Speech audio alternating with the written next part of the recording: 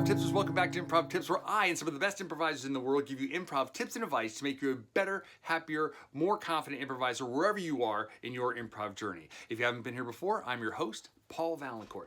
We have a special guest tipper today, Navaris Darson, who I met when I was lucky enough to play in the Crazy Uncle Joe show at the Groundlings. I've played it a few times, and every time it is an absolute treat. And the last time I played was the first time I got to play with Navaris, and I thought he was just so great, funny, like really interesting. We've sort of kept in touch a little bit off and on, and I'm just really interested in what he's doing with the work. His tip, I think, really speaks to the heart of improv. I don't want to say too much about it because I don't want to spoil it. I want you to experience it live from him. So I'll simply say, if you enjoy the video or enjoy this series of videos, please consider giving it a like and consider subscribing. But right now, sit back, relax, and enjoy Navaris Darson.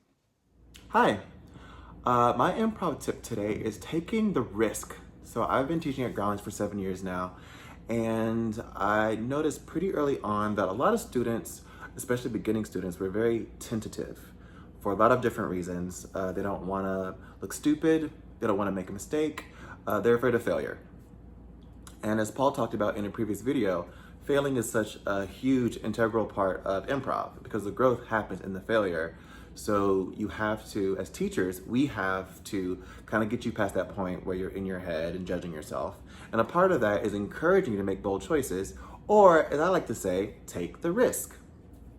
So for me, I define taking the risk as giving the improv scene what it needs, even if you, the improviser, are afraid or don't want to do it. And I'll give you an example from my own personal improv journey. I was guest performing with Instaplay a few years ago, and I was in a scene with Cherry Steinkoner. And I was about to tell a story, and before I started, she said, "But you're gonna rap this, right?" And a fun fact about me is that I don't like to rap. I don't listen to rap. I'm not a fan of rap. I am terrified of rapping. So even though I, the improviser, did not want to do it, as the character, I immediately accepted the offer, and I said, "Yep, I sure was." I did the rap, and it was actually pretty great. I rhymed, it moved the story forward, and the audience loved it. And the risk really paid off in that moment.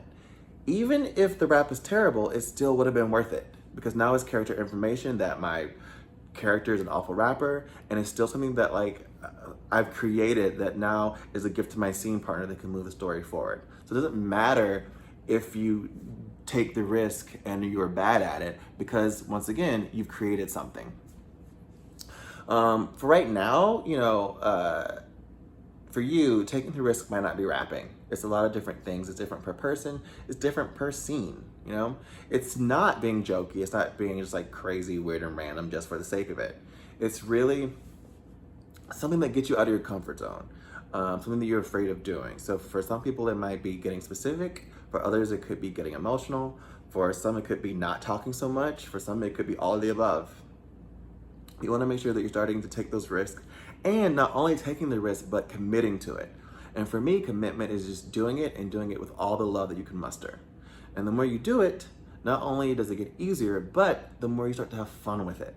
And that's really what it's all about at the end of the day, is just having fun, because it's just make-em-ups, So, that being said, take the risk. It'll always be worth it.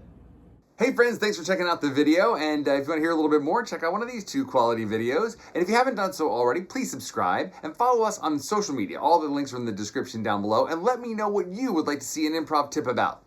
Thanks for watching.